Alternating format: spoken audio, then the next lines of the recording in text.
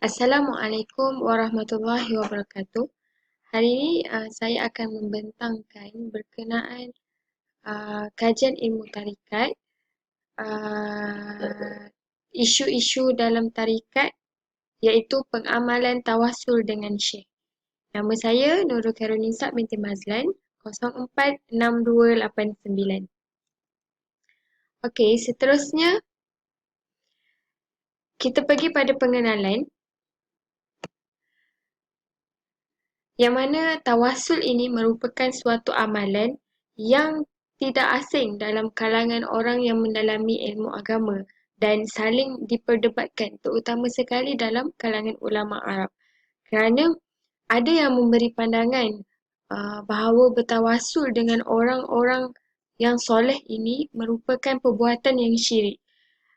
Sebahagiannya berselisih tentang keharusannya dan kebaikannya, yang mana sesetengahnya ada yang mengharuskannya dan mengakui kebaikannya secara mutlak, sesetengahnya lagi ada yang tidak mengharuskannya secara mutlak dan sesetengahnya ada yang menerima keharusan dan kebaikan pada sebahagiannya dan menolak sebahagiannya yang lain. Okey, jadi kertas kerja ini bertujuan untuk mendalami isu amalan tawasul khususnya bersama dengan syekh. Yang mana uh, amalan tawasul dengan zat Allah, dengan sifat-sifatnya, dengan nama-namanya, dengan pelbagai amalan soleh, dengan doa orang-orang yang beriman tidaklah menimbulkan masalah kerana uh, bertawasul dengan perkara-perkara yang saya sebutkan itu sememangnya disebutkan dengan jelas dalam Al-Quran dan Al-Sunnah tanpa ada perselisihan pendapat berkaitan dengan keharusan atau kebaikannya. Okey, seterusnya tawasul dalam Islam.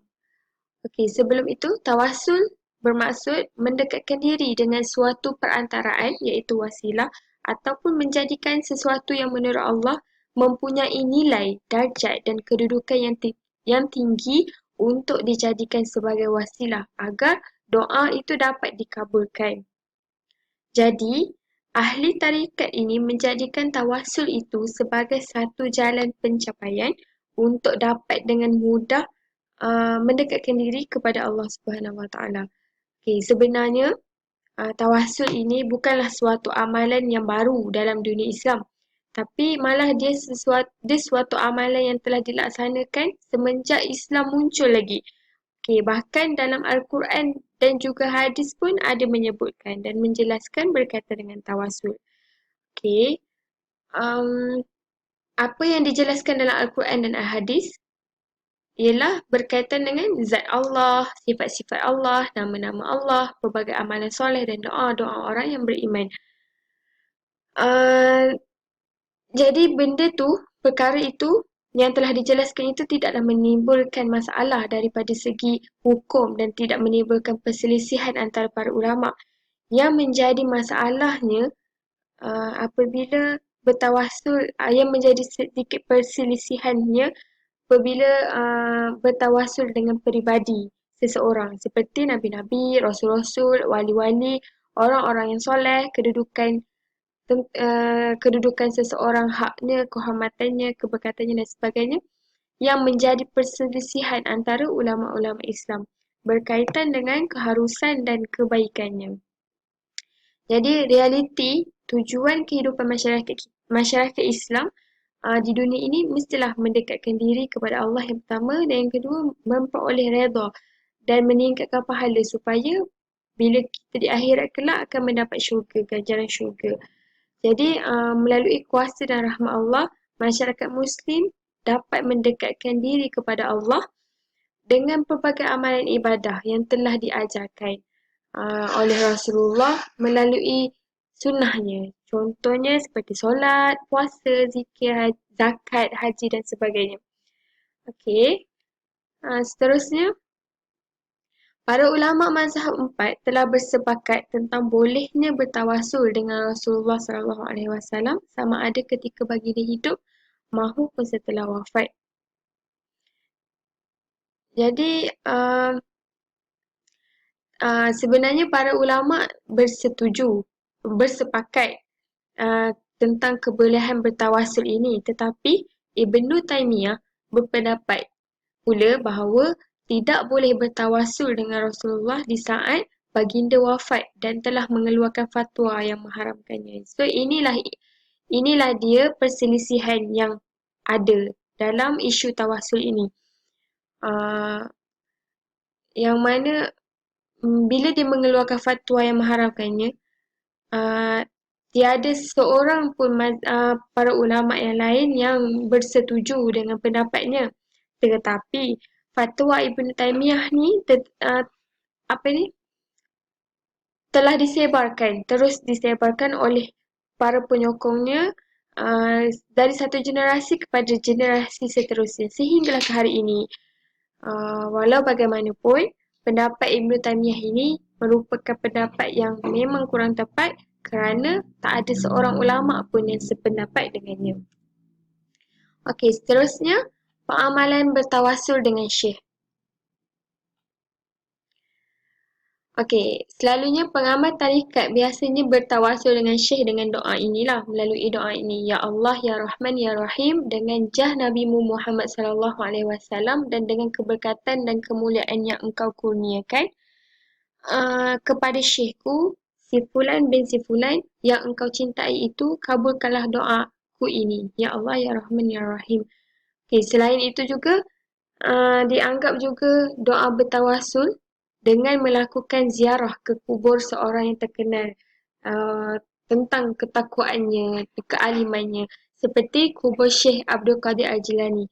Lalu bila pergi ke ziarah ke kubur mereka ni, mereka lalu berdoa, Ya Allah, Ya Rahman, Ya Rahim, aku memohon keampunan dan keredaanmu dengan keberkatan Syekh Abdul Qadir Al-Jilani yang bermakam di sini, yang mana beliau ini seorang ulama yang kau kasihi, maka kabulkanlah doaku ini, Ya Allah, Ya Rahman, Ya Rahim. Jadi amalan bertawasul ini yang selengkapnya biasanya didahului dengan membaca Al-Fatihah, surah Al-Ikhlas ataupun sebagainya. Kemudian diniatkan pahalanya supaya Allah Subhanahu Wa Taala sampaikan kepada roh syekh yang dimaksudkan. Setelah itu barulah doa bertawasul itu dibacakan. Okey, doa bertawasul ini kita ertikan sebagai memohon kepada Allah Subhanahu Wa Taala dengan mengingatkan sesuatu hal yang dikasihi atau diredai Allah. Maka para ulama ahli sunnah wal jamaah berpendapat bahawa boleh bertawasul dengan Rasulullah SAW dan dengan para awliya baik semasa mereka hidup ataupun setelah mereka wafat. Hal ini kerana menurut keyakinan ahli sunnah wal jamaah, makhluk tak dapat beri kesan apapun terhadap sesuatu maupun daripada segi manfaat, daripada segi mudarat, sebab yang menciptakan segala sesuatu ni dan menjadikannya hanyalah Allah. Okey. Jadi begitu juga dengan para nabi, para wali dan orang soleh. Mereka tak memiliki kuasa apapun kerana semua kuasa tersebut hanyalah milik Allah. Namun apabila disandarkan kepada mereka, itu hanyalah sebagai kiasan. Sedangkan kuasa yang sebenar hanyalah milik Allah Subhanahu Wa Taala. Jadi bertawasul kepada mereka ni pada hakikatnya adalah untuk mengambil berkat sahaja. Sebab kerana dengan mereka akan terkabulnya doa dan tercapai segala cita-cita kerana mereka semua ni adalah orang yang dicintai oleh Allah dan orang yang mencintai Allah. Jadi ulama ahli sunnah meyakinilah bahawa semuanya adalah milik Allah, manakala makhluk pula tak memiliki apapun, kemampuan apapun untuk melakukan sedemikian melainkan yang dikehendaki oleh Allah. Namun apabila pekerjaan disandarkan kepada makhluk, itu hanyalah merupakan secara majasi, iaitu kiasan, bukannya secara hakiki.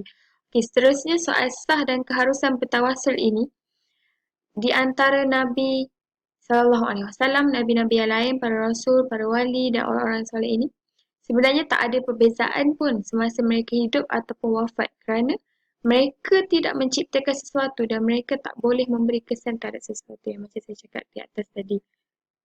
Okey.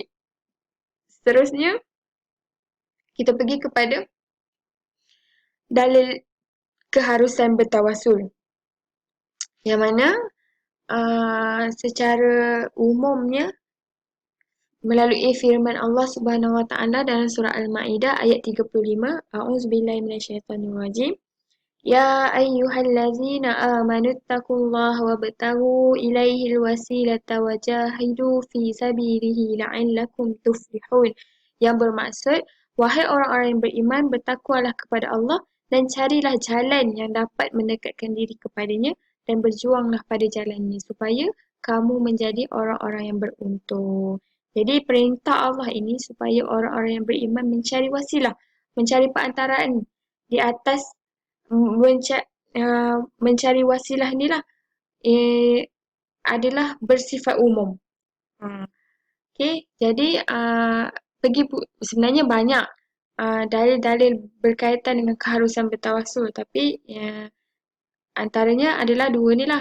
Kemudian hadis Nabi SAW yang maksudnya dari Anas bin Malik radhiyallahu anhu bahawa sesungguhnya Nabi SAW telah berkata, iaitu berdoa, Ya Allah, ampunilah Fatimah binti Asad dan lapangkanlah tempat masuknya, iaitu kehidupannya di dalam alam kubur dengan hak Nabi engkau, iaitu Muhammad, dan para Nabi-Nabi yang diutus sebelum aku, sesungguhnya engkau paling penyayang dan sekalian yang penyayang. Jadi menurut Al-Tibrani, Ibnu Hibban dan Al-Hakim, hadis ini adalah sahih, bertaraf sahih. Keharusan dan kebaikan bertawasul dengan seseorang yang dikasihi Allah itu memang disyariatkan sebab ternyata yang dilakukan sendiri oleh Nabi Muhammad SAW. Jadi tentulah sukar apabila kita mengatakan bahawa bertawasul dengan peribadi seseorang itu seperti itu dilarang ataupun mendatangkan dosa besar ataupun menyebabkan syirik. Walaupun bagaimanapun mereka yang mengatakan bertawasul dengan peribadi seseorang seperti itu dilarang ataupun mendatangkan dosa besar ataupun syirik, mereka tu sebenarnya mencari alasan yang munasabah. Antaranya mereka mengatakan bahawa hadis yang diriwayatkan ini adalah bersifat dhaif, lemah. Walaupun pandangan ini sebenarnya berlawanan sama sekali dengan penegasan yang diberikan oleh Ibnu Hibban, Al-Hakim dan lain-lainnya. Jadi, kesimpulannya, pengamalan tawasul oleh pengamal tarikat tidak bertentangan dengan ajaran Islam. Sebab apa?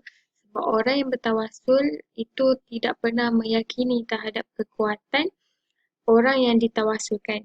Mereka bertawasul kepada Rasulullah SAW setelah wafat dan orang-orang soleh seperti Syekh hanyalah sebatas wasilah disebabkan mereka itu merupakan kekasih Allah Subhanahu Wa Taala.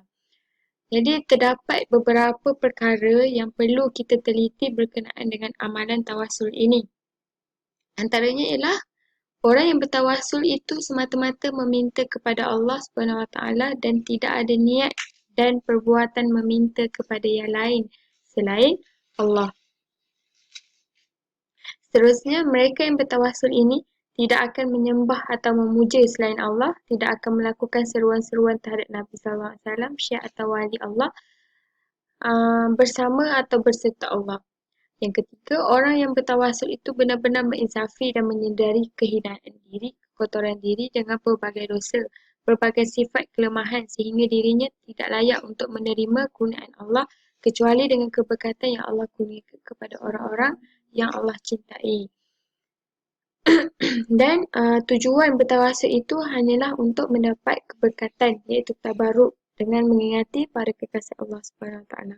Namun apabila ada orang yang bertawasul dengan meyakini kekuatan selain Allah, maka tawasul demikian merupakan tawasul yang bertentangan dengan ajaran Al-Quran dan Sunnah lah. Sebab malah larangan ini bukan hanya dalam tawasul saja. Ia juga mencakup dalam pelbagai aspek kehidupan. Hadza faqat minni. Assalamualaikum warahmatullahi wabarakatuh.